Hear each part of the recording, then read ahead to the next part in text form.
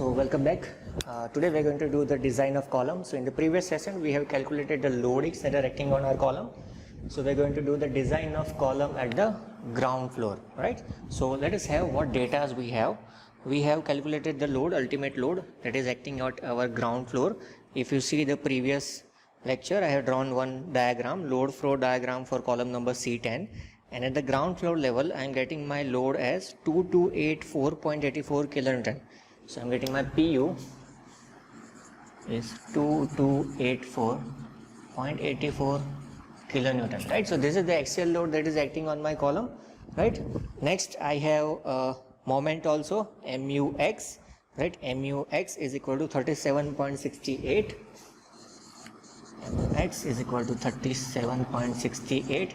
This is coming from where we have, if you remember in beams, this is coming from the substitute frame analysis, right? This is coming from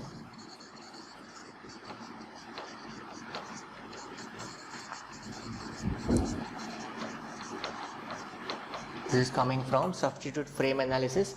And MUY, if we do not have, we can assume that value as 35 kilonewton into meter.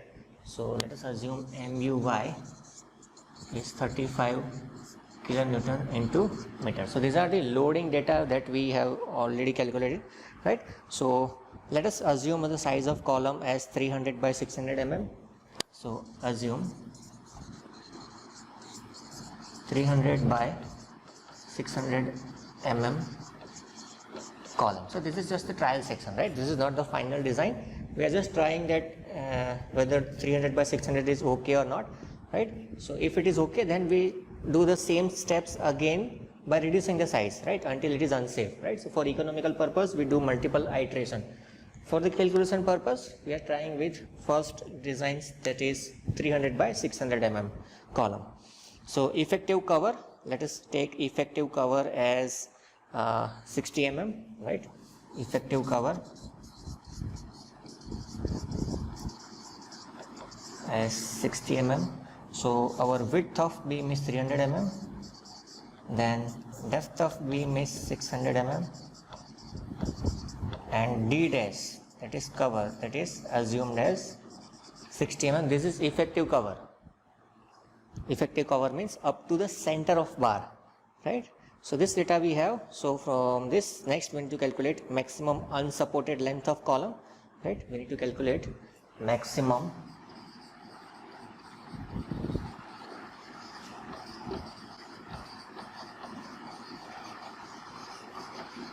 unsupported length. So that length, how we calculate maximum unsupported length? So if you see, this is how our section is. Okay, there is a column here, there is one more floor, right? There will be column like this, right?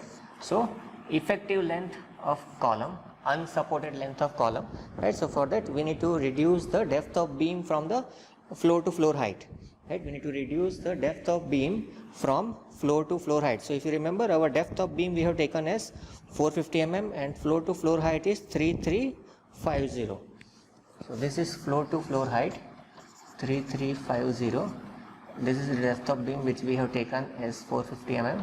So this 3350 minus 450, this will become your maximum unsupported length of our column. So this value I am getting as 2900 mm, right? 2900 mm. This is my maximum unsupported length that I am having. After that, we need to see for a braced column what will be the effective length in x and y direction. This is the maximum unsupported length. From the unsupported length we need to calculate effective length. So for effective length we need to refer IS 456-2000 table number 28. So refer IS 456 table number 28, page number 94. So let us see that what is being given over there. So let me just share the IS code with you. So as you can see on your screen, this is table number 28, effective length of compression member, that is for column. So in this, for different cases, there are different values given, right? Degrees of end restraint of compression member, there is a symbol for that: theoretical value of effective length and recommended value of effective length. So first is effectively held in position and restrained against rotation in both the ends, which is fixed. For this, recommended value is 0.65 L. Second is effectively held in position at both ends, restrained against rotation at one end. So for this, there is a different value. So there are different cases given, right? So one thing important, L is the unsupported length of compression member. So we already have calculated unsupported length, and our case is a fixed column, the first case. So for that, effective length in x and y direction, LEX and LEY, will be 0.65 times L. So let us do that, 0.65 times L. So let's go back to the board. So LEX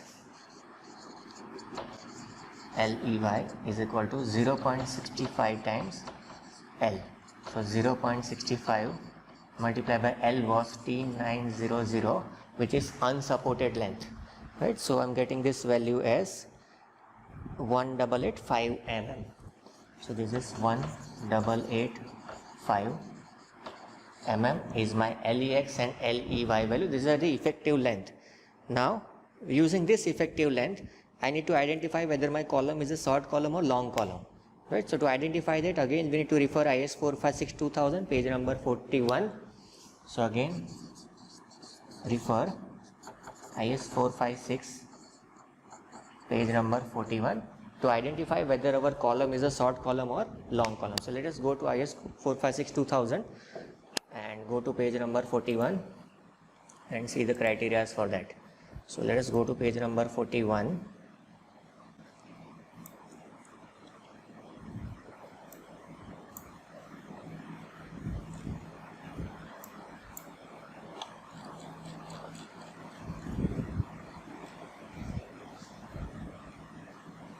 So this is page number 41, and you need to see that for compression members, clause number 25 and 25.1.2 in that, right?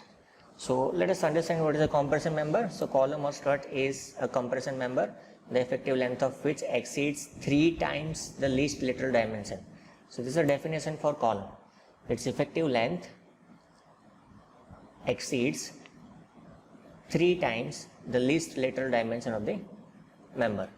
Then short and slender compression members. So as compression members may be considered as short when both slenderness ratio LEX divided by D and LEY divided by B are less than 12. So let us calculate these ratios, LEX divided by D and LEY divided by B. If both the ratios are less than 12, then it is called a short column. So let us see whether it is short or long column. So first we need to calculate LEX divided by capital D. So LEX we have 1885 divided by capital D we have taken as 600. And what is the ratio for this? So I'm getting this as 3.14, which is less than 12. And second, LEY divided by B, LEY divided by B. So 1885, my width is 300. So this will be 6.24. Again it is less than 12. Right? Again it is less than 12. So therefore I can conclude that my column is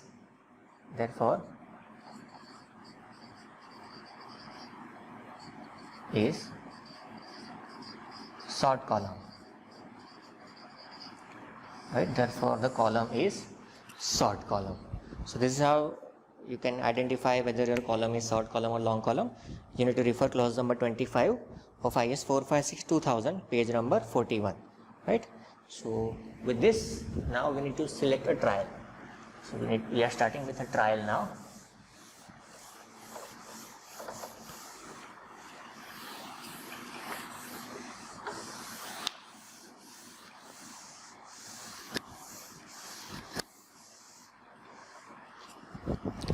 So selecting a trial section, right? Selecting a trial section. PU we take as 2285, right? trial section. This is designed for PU is equal to 2285 kilonewton, right? MU, that is the net moment, right? So that will be increased by 15%, right? Net moment is increased by 15%. So 1.15 square root of mu x square plus mu y square. This is the resultant moment, right? Resultant moment is increased by 15%. So if you calculate this, you will get your answer as 51.43 kilonewton into meter. 51.43 kilonewton into meter. This is your resultant moment. So since this, in this case, mu x is greater than mu y, since mu x is greater than mu y, anyways we have assumed the mu y value, right? So if it is mu x is greater than mu y, then design the column as uniaxial moment. Design the column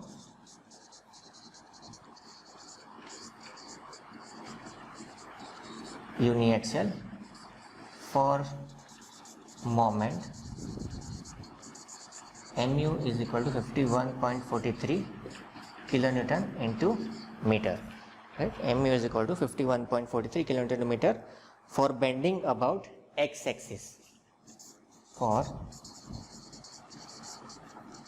bending about x-axis, because we have larger moment along the x direction, right? Because we have larger moment along the x direction, that is why we are going to design it for the bending about x-axis, and the ultimate moment will be 51.43.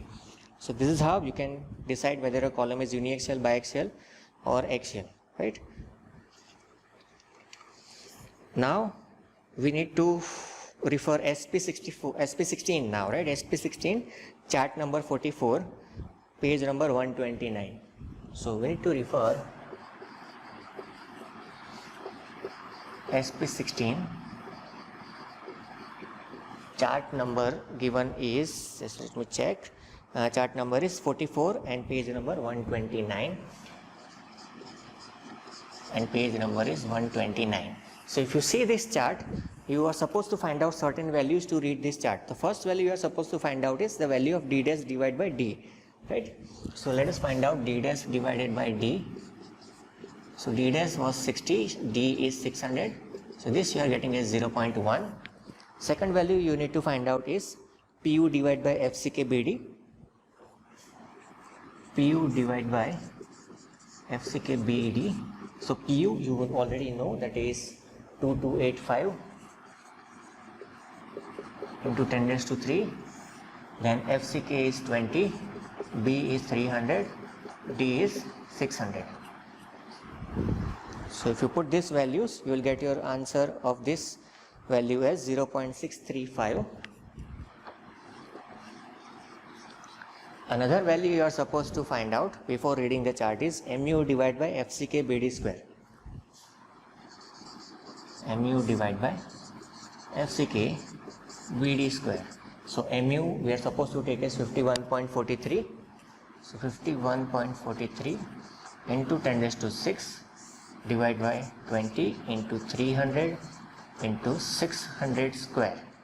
So if you find this value, I am getting this answer as 0.024. 0.024.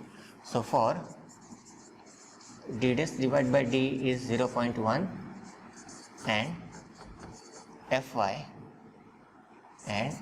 is equal to 415 Newton per mm square. We are supposed to refer this chart number 44, page number 129, SP16, and find out the value from the chart for P divided by FCK. P divided by FCK. We are supposed to find this value. So let us find out this value from the chart, right? So just let me share the screen with you for the chart.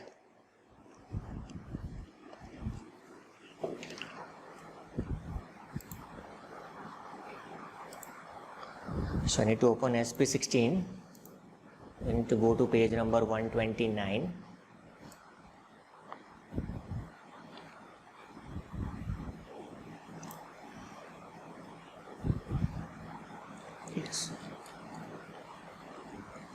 So this is page number 129, as you can see on your screen. So let us read what is given for FY415 value. As you can see on right hand side top in the orange color, FY is 415. So compression for with bending, rectangular section, reinforcement distributed equally on all four sides. So if this is the criteria, then Fy is 415, d dash by d is 0.1, and this is how the reinforcements are distributed on all four sides equally, right? So this is the iteration curve, right, that you are supposed to read. Let me just zoom out a bit so that it is visible. Okay, right.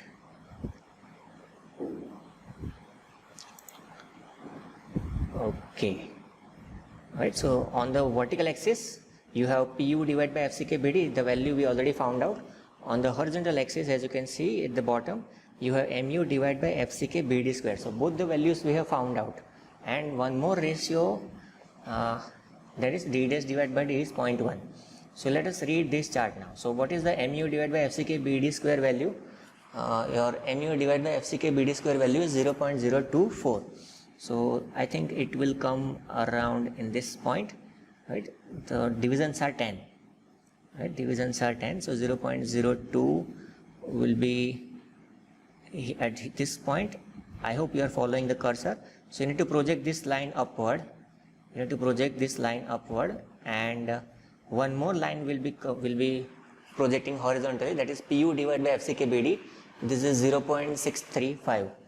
So 0.635 will come around this point, right? As you can see, you can observe the cursor mark on the screen, right? So the value of our will be coming under the curve number, that is 3 and 4, right? So there are 4 and 5, right? Curve number 4 and 5. So the values of curve number 4 and 5 are 0.6 and 0.8.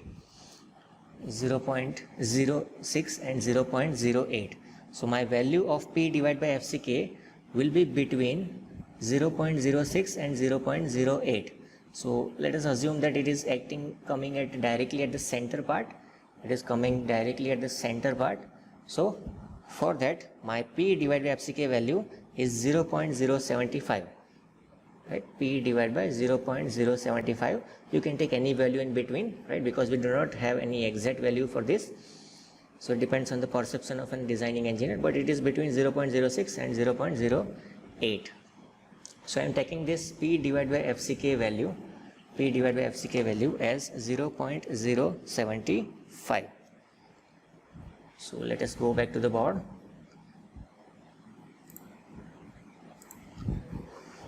And write down this P divided by FCK value as 0.075.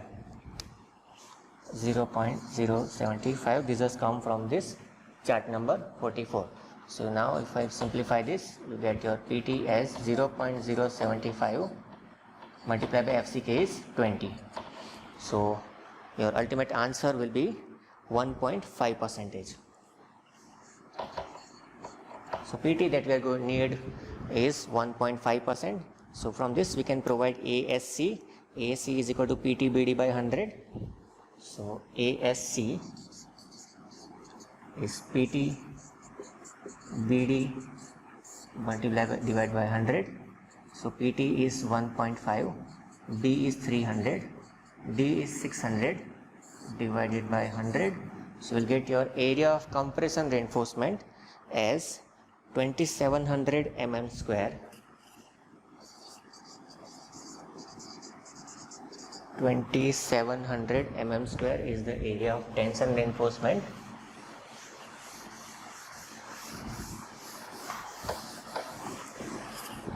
So once you find this, next you need to assume the diameter of bar and find out the number of bars, right? So let us assume diameter of bar as 28 mm, right? Assume 28 mm dia bar, right? So number of bars, I need to find out number of bars, right? So if you calculate number of bars, I'm getting my number of bars as 6 numbers. So therefore provide 6 number of bars of 28 mm diameter bar, 6 number of 28 mm diameter bars, right? So AST provided will be 6 multiplied by pi by 4, 28 square, right? So my AST provided I am getting as 3694 mm square, 3694 mm square, and from this I need to find out PT provided also, because there is a limit in the column. We cannot provide more than certain limit, we cannot provide less than certain limit. So minimum limit is 0.8, maximum is 4%, but for the practical consideration we do not go up to the 4. We generally keep it between 1.5 to 2, right, for economical aspects, right? So let us find out PT provided, right? So to calculate this, it is 100 into AST divided by BD, 100 into 3694 divided by 300 into 600. So I am getting my PT provided as 2.05%. This is important stuff for practical consideration, right? But for calculation purpose, you need to remember two values. Minimum should be 0.8, maximum should be 4%, right? So this is how you do the calculation for PT, right? Now this is a uniaxial column, right? So we need to find out mu x1, right? To find out mu x1, now we need to check, right? We need to check where for whatever steel that we have provided, it is correct or not. So for that we need the value of mu x1.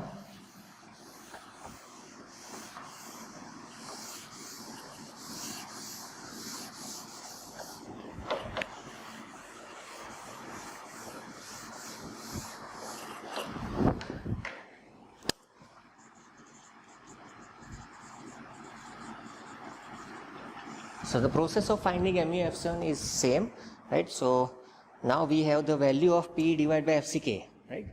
We have a value of PT divided by FCK. So P, that is 2.05, FCK is 20.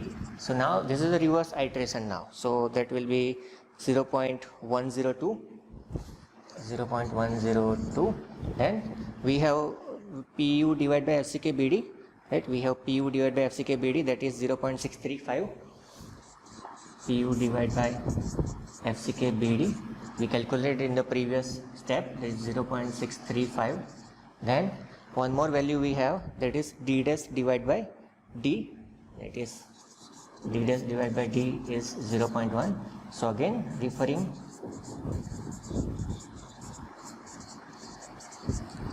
chart number 44.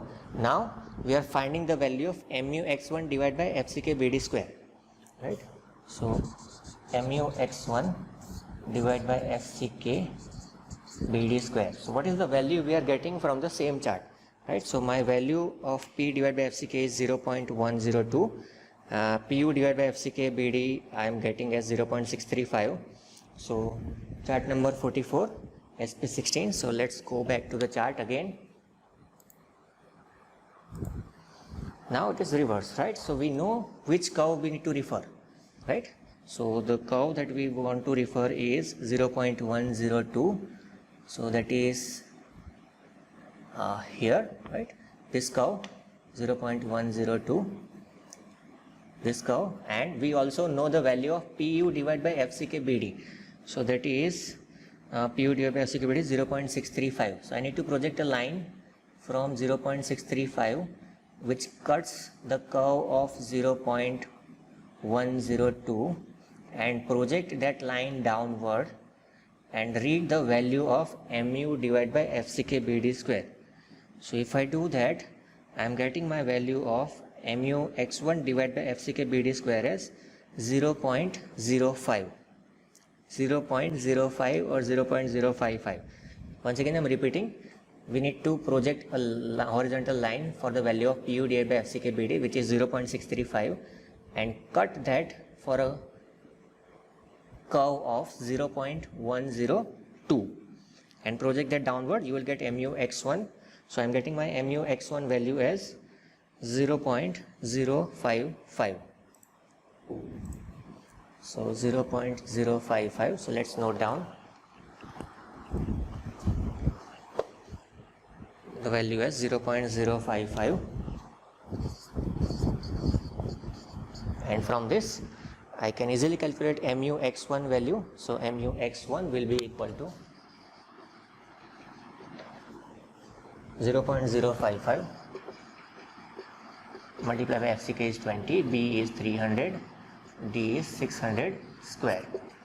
So I am getting my moment value as 118.8 kilonewton into meter. 118.8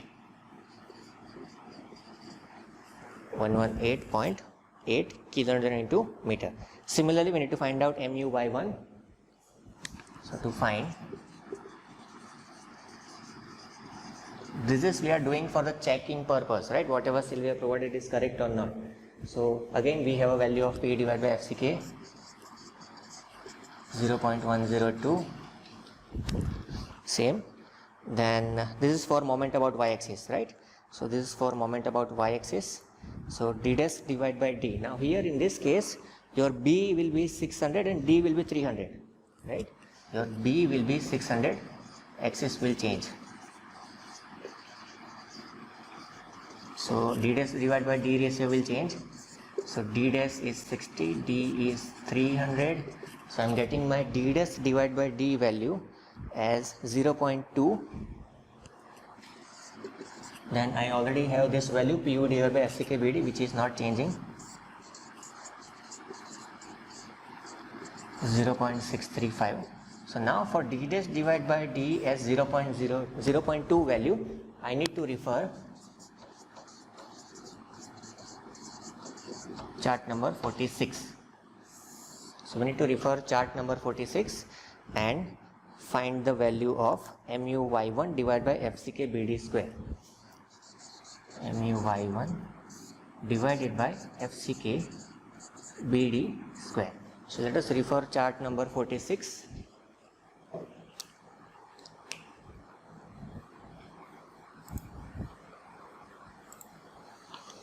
So chart number 45 and chart number 46 is here. So as you can see, this is for d dash divided by d 0.2, right? So we have our PU divided by FCK BD value 0.6. So it will be around something this, and we need to cut it on the PU divided by FCK BD value of 0.102. So 0.102, and it will be something somewhere here, and project it downward and find out the mu y1 divided by FCK BD square value, right? So I am getting my FPU y1 divided by FCK BD square value as, I am getting the value as 0.045. So if you simplify this, you will get your mu y1 value as 0.045 multiplied by 20 multiplied by B here is 600 and D is 300 square. Right? This is the change that you need to keep in mind. So my value of mu y1 I am getting is 48 kilonewton into meter. Right? So this is how I calculate mu y1. Next, I need to find out PUZ, that is axial force carrying capacity. Right? So to find PUZ,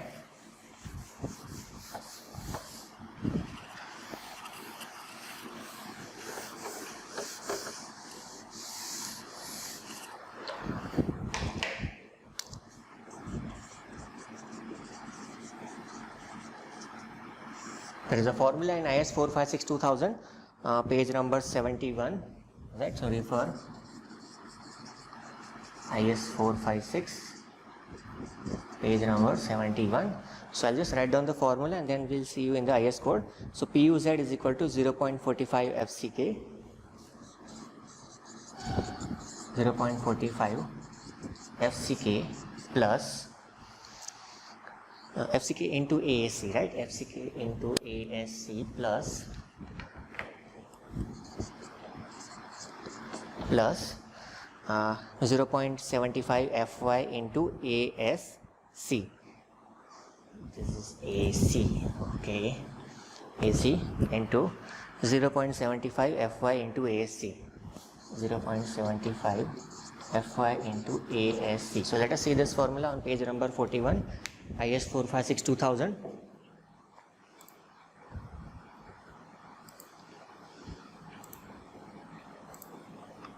So we are on page number 41, and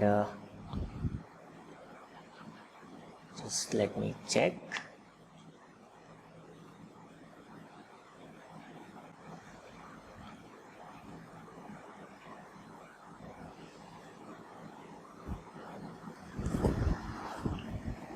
Okay, page number is 71, not 41, right? Page number 71. So let's quickly go to page number 71. And here you go. The formula is there, no need to remember the formula. Here it is. Right, so we are doing this step, members subjected to combined axial and bending, right?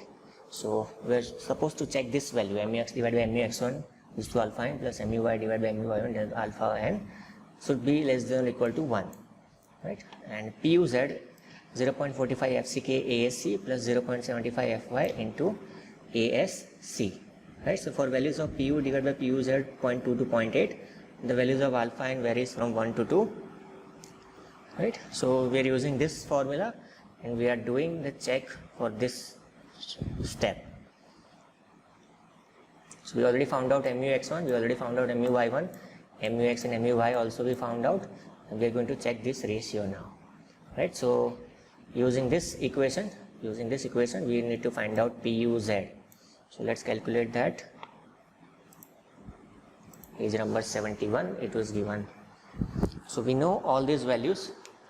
So substitute 0.45 multiplied by 20 multiplied by AC. What is AC? AC is the area of concrete. So area of concrete will be total area minus area of steel. So 300 multiplied by 600.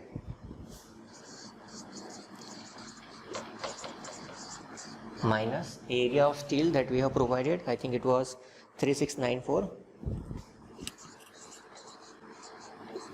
So this is AC plus 0.75 into 415 multiplied by 3694, right? So if you solve this, you will get your value as 2736 kilonewton. puz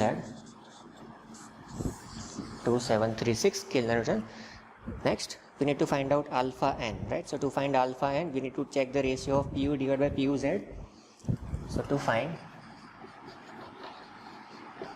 alpha n, so pu divided by puz ratio, so pu divided by puz ratio, if the ratio is 0.2 and 0.8, right? For 0.2 and for 0.8, alpha n value is 0, 1 and 2, right? Alpha n value is 1 and 2. This is given in the code that we have just seen, page number 71.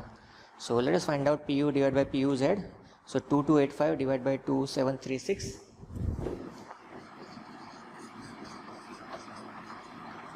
So 2285 divided by 2736.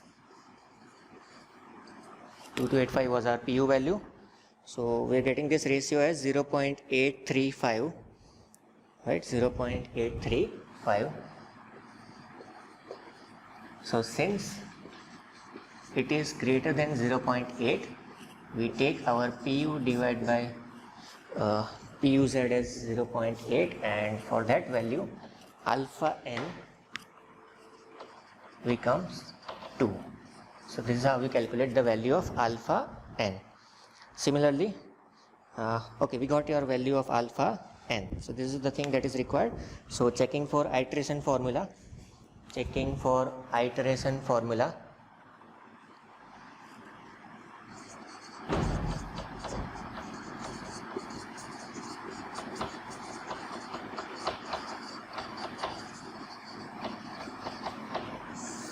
We have seen a formula which was there on page number 71, which is MUX divided by MUX1, MUX divided by MUX1 raised to alpha n plus MUY divided by MUY1 raised to alpha n. This would be less than or equal to 1. Right, so let us check this whether it is less than or equal to 1 or not. This is page number 71, IS 456-2000. So 37.68 divided by 118.8, 37.68 divided by 118.8 raised to 2 plus MUY value was 35. So 35 divided by 48, 35 divided by 48 raised to 2 less than or equal to 1. So if you solve this, you will get your answer as 0.63,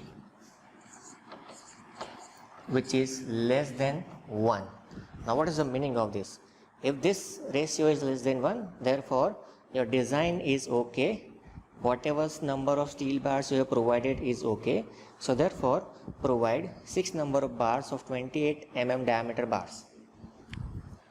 Therefore it is okay and provide 6 number of 28 mm dia bars. So whatever number of bars you have selected is correct, right? So this is how you design for compression reinforcement. Next is we need to provide lateral ties also. So let us provide the lateral ties.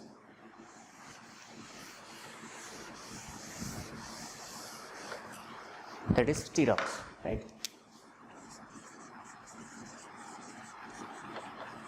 So let us design for lateral ties or stirrups. So there is a criteria for diameter of ties. What should be the diameter? So for that refer IS 456-2000 page number 49 for dia of ties. IS 456 and refer page number 49.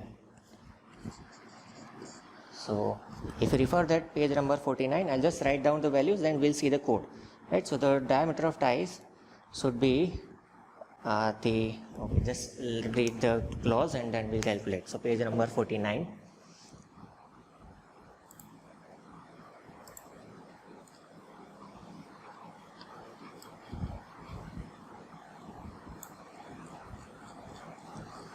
IS 456-2000 page number 49. So this is page number 49 and here it is for diameter. The diameter of polygonal links or lateral ties shall not be less than 1/4 of diameter of largest longitudinal bar and in no case less than 16 mm. Right, so this is one of the criteria for the lateral ties.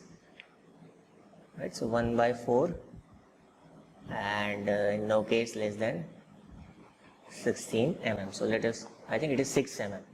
There is a mistake here, right? So it is 6 mm, not the 16 mm for the lateral ties.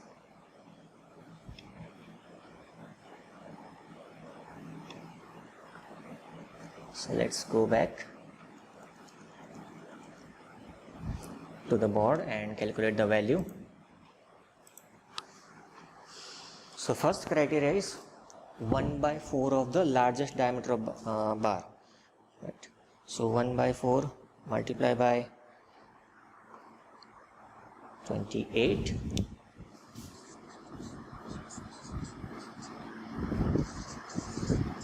so which is 7 mm, right? And second is 6 mm,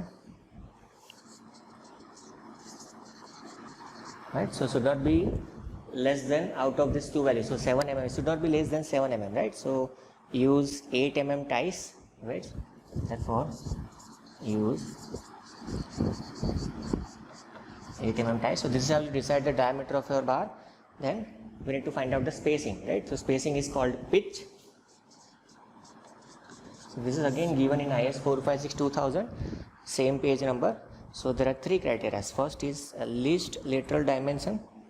First is least lateral dimension, which is 300 mm for our column.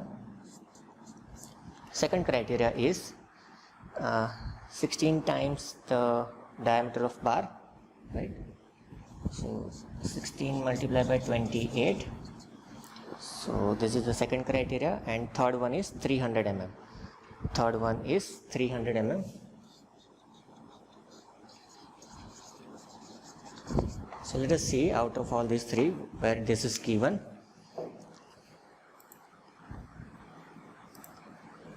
Okay, so here it is the pitch and diameter of lateral ties. So the pitch of transverse reinforcement shall not be more than least of following three. First is the least lateral dimension of the compression member, which is 300 mm. Then 16 times the smallest diameter of the longitudinal reinforcement bar to be tied, which is 28 mm in our case. And third is the 300 mm. So out of these three, it shall not be more than the least of the following. So out of these three, whichever is minimum, that is our maximum limit. So if you calculate, I am getting my value of 16 into 28. So just quickly calculate 16 multiplied by 28, 448, right? 16 multiplied by 28 is 448. So let's write down 448. So out of these three, whichever is minimum, that will be our maximum limit. So therefore provide 8 mm ties at 300 mm center to center. So let us write down.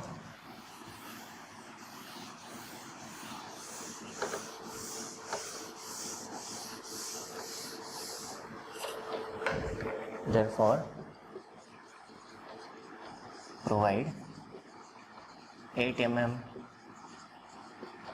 ties at 300 mm center to center spacing. So this is how your pitch has been designed, right? So now let me draw the details of column. So the details of column will be like this. It is a rectangular column, right? This is 300 mm, this is 600 mm, right? And there is a steel provided, 6 number of bars, so 3 in horizontal line.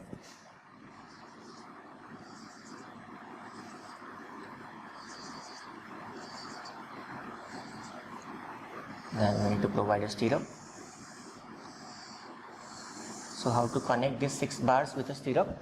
So for that we are providing one stirrup like this, and for the middle 2 bars we are providing a link, cross tie. It is also called a cross tie, right? So this is how you arrange your steel. So 6 number of 20 mm diameter bars, and there is a cross tie also. So these are the lateral ties,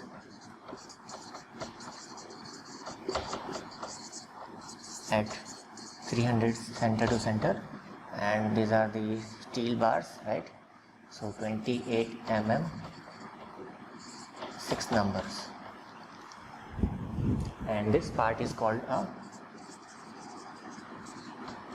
cross tie, right? So this is details of column number C10. So this is how you can design the columns for whole building. This is the manual procedure for that, right? So thank you so much for joining me in this session. We'll start with design of footing in the next session. We'll see you in the next session.